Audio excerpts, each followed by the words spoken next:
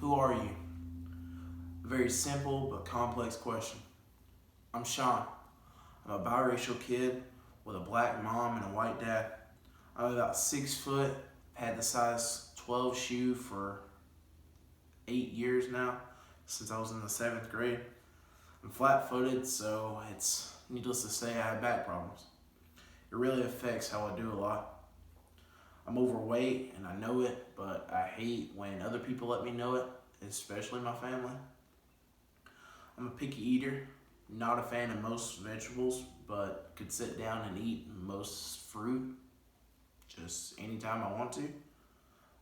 Chinese, Japanese, and American food in that order for me, anyway. Uh, I have an addiction to sunflower seeds, but I prefer the barbecue ones over any of the other ones. Just not a dill pickle guy, sorry. Um, Sweet tea, root beer, lemonade, and Code Red Mountain Dew is top liquids for me. Not going to necessarily put them in that order, but those are top liquids that I prefer to drink. Um, my eyesight's terrible. I used to wear glasses without lenses in them, but keep my contacts in because I'm legally blind without them, or glasses, like actual glasses. Um, Sometimes I think I have a lazy eye, or maybe one of my upper eyelids is bigger than the other, which makes it look like I have a lazy eye. If you can see that, I was born in the last month of the year up in New Jersey, which it's a long story of how I got here, so I'll do my best to explain quick. As a teenager, worries about being good enough never fill our hearts and minds, but most of us understand that it's possible as a child to not really have parents that care. I'll say that. Can't really say that I did, but the whole process that I went through, I guess, like the thought of being good enough now, like me as a person now, is the whole process that I went through then, like at 2. So it's a difficult situation, but I made it here now, so I can't really like be upset about it anymore. I have 3 brothers, 2 older ones and 1 younger one. So I guess I would still classify as the middle child. You guys know what they say about the middle child, right? It's the biggest outlier of the bunch, which I would agree. I am the biggest outlier of the bunch. I always feel left out, the sense of neglect, I guess, and I don't know if that's because I'm a middle child or just because of how I came to be in this family. It's a little bit of both, I feel like. For me, being a middle child, I've always been scared to be alone, left, and neglected, like I said. Just for the fact of being given up on at age 2, like I was. I think about it often, but I try not to think about why they didn't want me, because that makes me less of a person of who I am today. I got given up on at age 2 before I can even think or talk for myself, so they automatically said they didn't want me. I'm an introvert. Big crowds, groups of animals, planning a day ahead of anything for anything gives me really bad anxiety. I think too much when I'm alone. I tend to overthink in a relationship and underthink when I don't have anybody with me. It's not a very appealing combination, I would say so myself. I'm a big mama's boy, but mama knows exactly how to get under my skin, like more than anyone else. Even my friends know how to do. Mama's the best at that. I lost my dad 4 years into my life with the family that I have now, so I instantly became attached to my mama, and I know mama's boys are big babies, big pushovers, and I'll admit that I am both of those. Um, I have an issue listening to people, only if they don't choose to listen to me at all, and there's a lot of people out there. I'm extremely big-hearted, but as soon as someone comes along that don't like to use theirs, I'm gonna completely close myself off to them, like at all means. But not not immediately. If someone has cared for me at any point in time in their life, I can't automatically stop caring about them. It takes me a while to stop caring about someone that has once cared for me or that still cares for me. It's just me being a kind-hearted person, I guess. I tend to get in my own head with thoughts and situations that haven't even happened yet, and instantly become stressed, and sometimes I cry over it. I know that's bad to say when the situation hasn't even happened yet, but anxiety builds up inside of me, so it's rough. Um, I can either love something wholeheartedly or not love someone at all or something at all. I've never been able to find the median of the two and like kinda care for someone or kinda love somebody, even though I'm the middle child, so it's kind of ironic. Um, not very confident with a lot of things that matter to other people, but I became confident with things that to me I've found important. It may not mean anything to you at all, but the things I'm confident with as an individual is first impressions. I think they're important, and I've been told that I make a good first impression on somebody. Worldly knowledge, basketball IQ, music knowledge, poetry, finding solutions for conflicts between other people, not necessarily myself, but for other people. Understanding relationships, because I've been in a couple of long ones that have made me understand what it means to be in a relationship. Understanding people and listening. I know a lot of people that aren't really good at listening, but can just run their mouth all the time.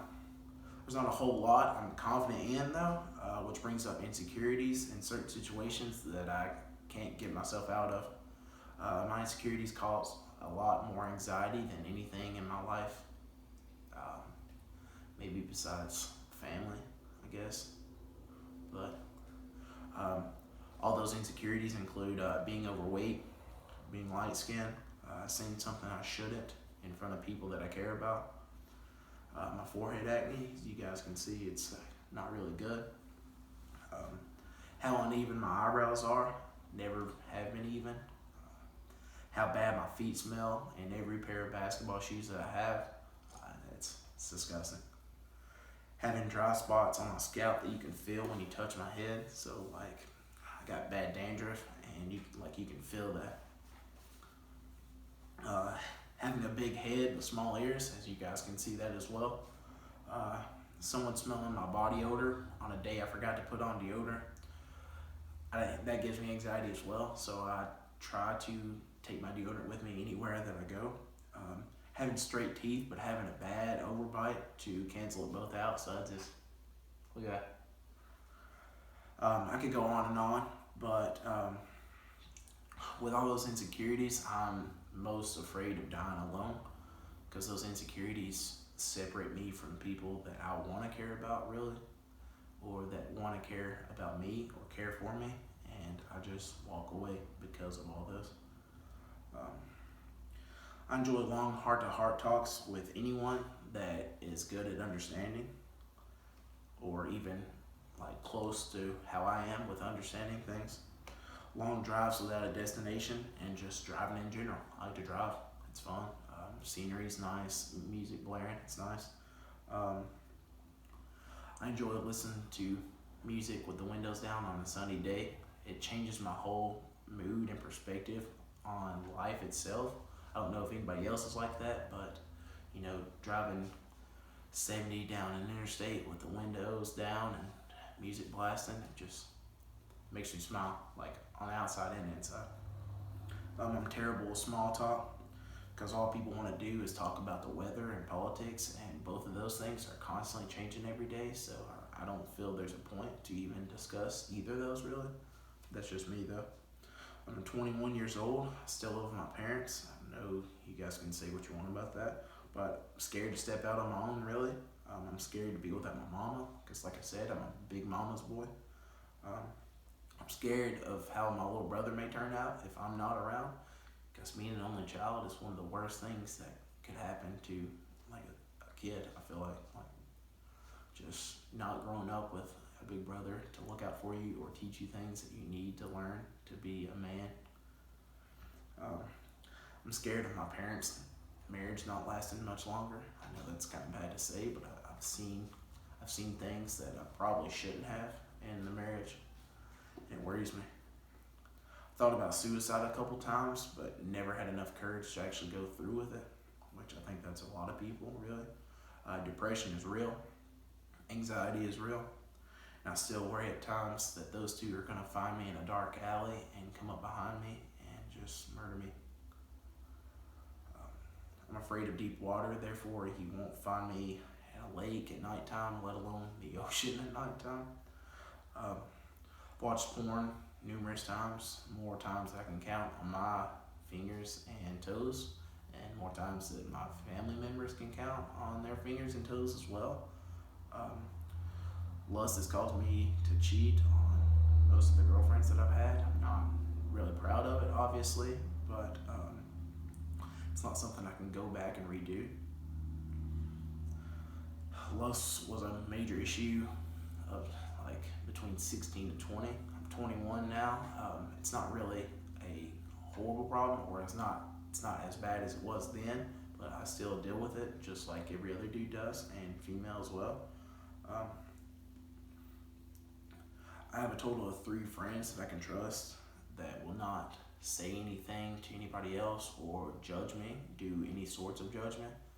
So, needless to say, those 3 guys are my best friends. I have other friends as well, but I've learned that, like, over time, with certain people like that like to tell your business, you talk less about yourself. Instead, like, you talk about other things, talk about them. You know, you don't necessarily open up and talk about yourself because they're gonna run their mouth to somebody else about it. You know, I take a lot of baths, like sitting in the bathtub. I know that seems kind of suspect, but that helps me right. Helps with soreness, so I'm not mentally and physically sore. I'd rather be one of those, and honestly, I'd rather be physically sore than mentally sore. There's no place that I can organize my thoughts better and convey them down better than my bathtub, believe it or not. I know it's kind of odd, but it's true. I hate most of the people I graduated high school with. 90% of those guys that I graduated with clown me for being different and trying to stand out, but to me, I don't really understand the point of wanting to fit in and everybody being the exact same. That I don't think there's a purpose in that. I think we all have a purpose on this earth, and God made us unique in each way. So what's the point of standing in the in crowd, you know? But I like to be myself regardless of the situation I'm in. You know, those people that will change completely who they are when a certain person is around. It's not me. I like to stay authentic and stay myself regardless of who's around. It's important to me.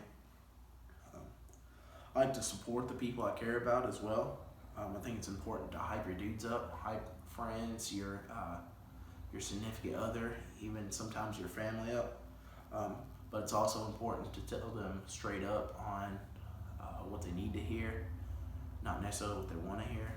I think that's really important, and I think a lot of people, friend groups, will disown that whole situation of telling somebody what they really need to hear. I'm a terrible liar. My voice gets really high, and I start to use over-exaggerated body language. You guys could ask any of my friends that, my family, they'll tell you. I tend to forget a lot of things that are told to me, which have caused a lot of frustration with other people and people that I'm close to. So they get mad when I forget everything, which I can't help that. My attention span isn't very long. My focus becomes cloudy sitting down and trying to watch a TV series or even a movie in that matter. I had somebody try to sit me down and watch 2 movies back to back, and I told them, I'm not gonna understand anything about the second one because my attention span is not there. I can't stay focused for that long, and so I do like increments of sit down, like a TV show. I'll watch a TV show, go do something, then come back and watch another one. I can't sit down consecutively and binge watch, I guess you would call it. I have people that try to suggest music, movies, and even TV series to me, and I'm not a big fan of that. I like to find something that I enjoy on my own instead of someone else telling me, hey, try this out. I think finding something that you enjoy by yourself is a part of growth. I don't think it's very selfish, but maybe in a prideful way, yes. But I think it's more important to find something that you enjoy on your own to become your own person, rather. Um, not a quick thinker, but I will say that I'm an effective thinker. There's a big difference.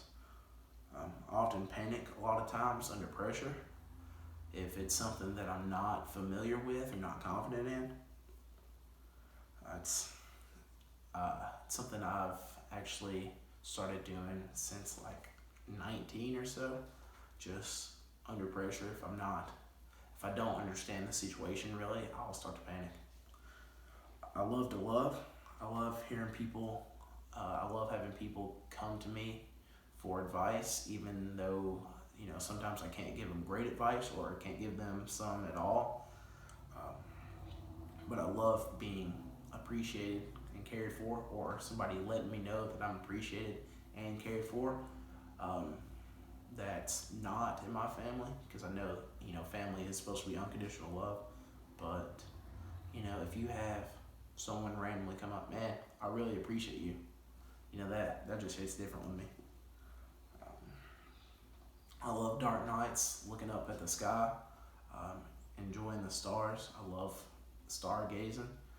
I think it was because, at a young age when my dad passed, Mama would always tell me that, you just look up at nighttime and look at those stars and your daddy's watching down over you. And that just kind of stuck with me. So at night times I'll look up and just talk to Dad. I love picnics with pretty scenery around. We have a lot of hiking spots that you can go to in my town, just different places, and obviously places you can have a picnic at. I think it's important to appreciate nature to me. I love bonfires with people that I care about, sitting down around a nice campfire, bonfire, listening to music and talking. It's a great time, man. I love the noise a chain net makes after a shot's made, more so than a regular net would make.